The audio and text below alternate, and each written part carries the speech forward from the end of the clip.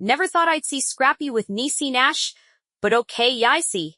That comment sat under a photo of Lil Scrappy and Shay Johnson, not Niecy Nash. Whoever wrote it wasn't paying close enough attention to know the difference. And honestly, that mix-up says more about the state of the comment section than anything else that night. They were reacting to a vibe, a vague sense of, wait, didn't these two used to be a thing? And firing off a comment before bothering to confirm who they were even looking at. Picture itself was simple enough. Scrappy in an off-white knitted shirt, black pants, stacked chains, a frosted wrist, brown tinted shades, hair cut low with deep waves underneath. Shay next to him in a deep V-neck gown, covered in embellishments, big earrings, long reddish nails, smiling the kind of smile that photographers ask for. Nothing about the outfits screamed reunion, nothing about the pose screamed anything at all, really. Two people standing next to each other at an award show, which happens constantly and rarely gets a headline, are. Except this wasn't just any two people. And that's the whole problem with trying to read this moment at face value. Scroll past that one confused comment, and the rest of the thread splits into three distinct camps, none of which had any more actual information than the others. One group wanted a full reunion and made no secret of it, the kind of fans who never really stopped rooting for these two, regardless of who either of them married in between.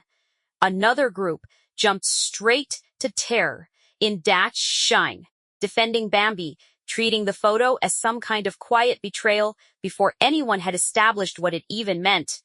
A third group didn't care about the outcome at all, they just wanted the entertainment, commenting purely for the sake of being part of whatever was unfolding. Three separate conversations happening under one image. Shay Johnson and Lil Scrappy dated years ago, long before most current love and hip-hop viewers were even watching the franchise. So what's going on? Are y'all back dating again? Like what's going on? Yeah, what's going on, y'all? It wasn't quiet. It wasn't simple. It was the kind of relationship that got its own screen time because the two of them supplied enough drama on their own without much help from producers. That history doesn't disappear just because both of them moved on individually. Shay built her own life afterward, had her own child, stayed loosely connected to the reality, TV world without needing to be defined by one relationship. Scrappy, meanwhile, went on to marry Bambi Benson, in a relationship that's had almost as many public restarts as episodes. So a single photo of Scrappy and Shay together isn't neutral information to an audience that's tracked all of that. It reads like continuation, like the show never actually stopped, it just went to commercial for a few years. So a single photo of Scrappy and Shay together isn't neutral information to an audience that's tracked all of that.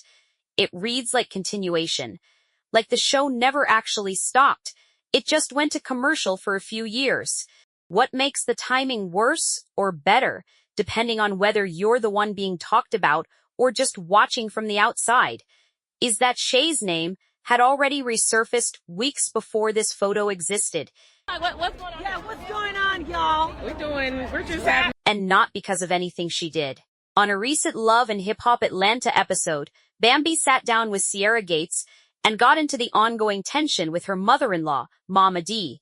Nothing unusual there on its own. An obituary with my mom's picture on it, and my mom was actually... But partway through, Bambi revealed that Scrappy had been pushing her to make peace with his mother despite years of friction between them, and she wasn't in a rush to do that. Her reason, roughly, the disrespect hadn't stopped.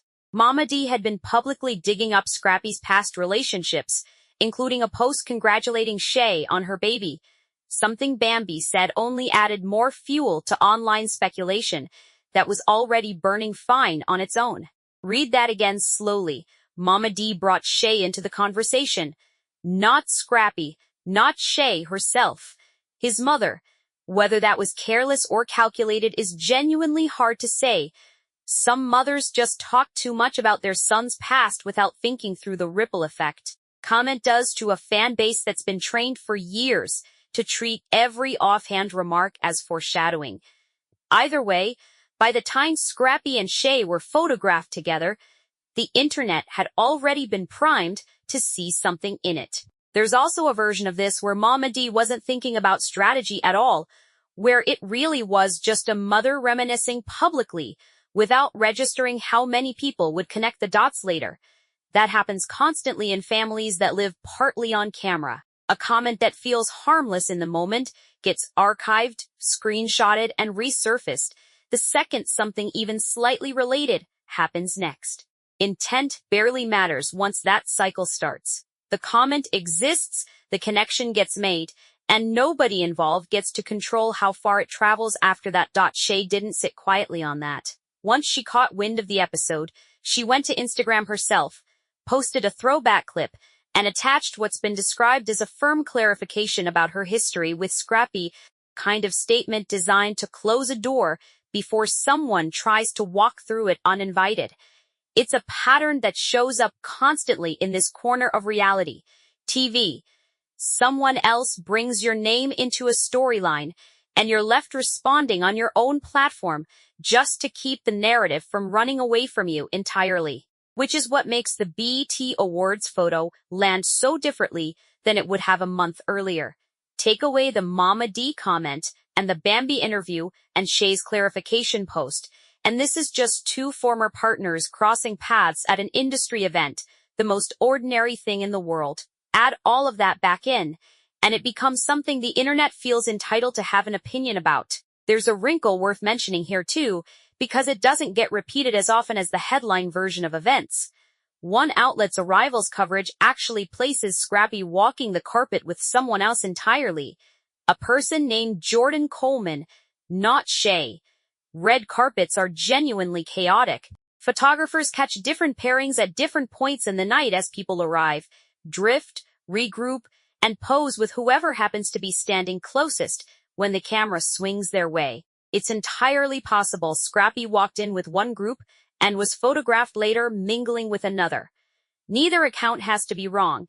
They're just two different slices of the same messy few hours. None of that nuance survives online, obviously. Two exes photographed near each other at an event, details unclear, doesn't move the way spin in the block.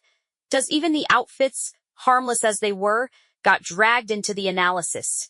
Some commenters pointed out that Shay's gown and Scrappy's low-key streetwear, an observation that's almost impossible to prove or disprove, since plenty of people who've never met coordinate colors by accident at a carefully curated event, where stylists are involved anyway. But once someone floats a theory like that, it sticks. It becomes part of the evidence pile, whether it holds up under scrutiny. It's worth stepping back and asking why a moment this thin generates this much noise, especially when former couples run into each other at industry events, constantly without anyone treating it like news. Some of it is just bad luck in terms of timing. Momma Dee's comment happened to land right before this event, giving people a reason to be watching for exactly this kind of pairing. Some of it is about how conditioned this specific fan base is to read meaning into nothing.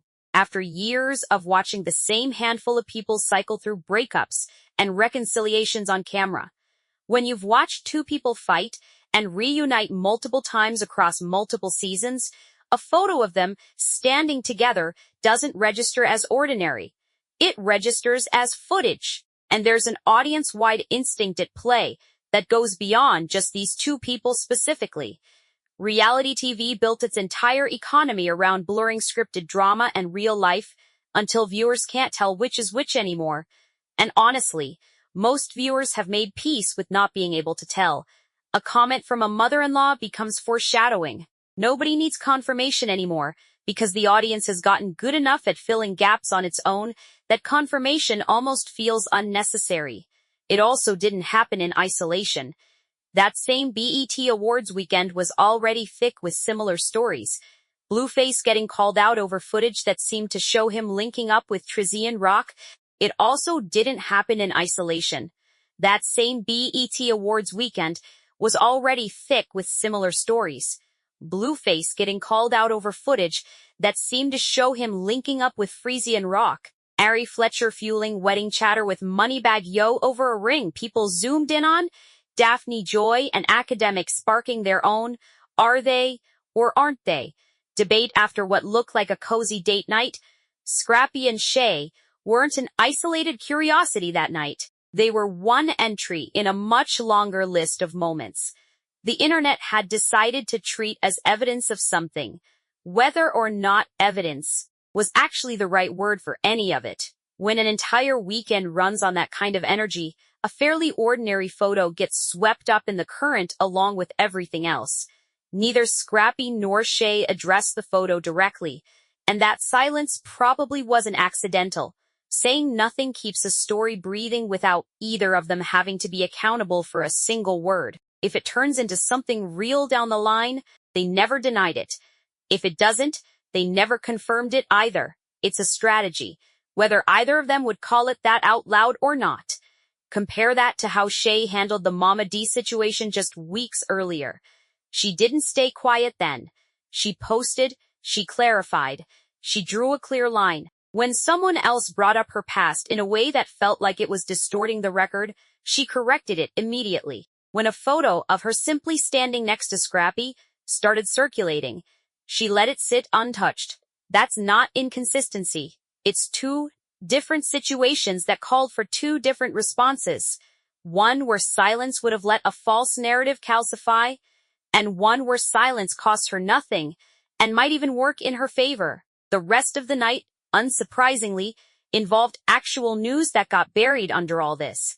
Teyana Taylor picked up the Icon of the Year award, handed to her by Janet Jackson, recognition for a career spanning music, film, and fashion, with a specific nod to her role in one battle after another, a performance that had already earned her a Golden Globe.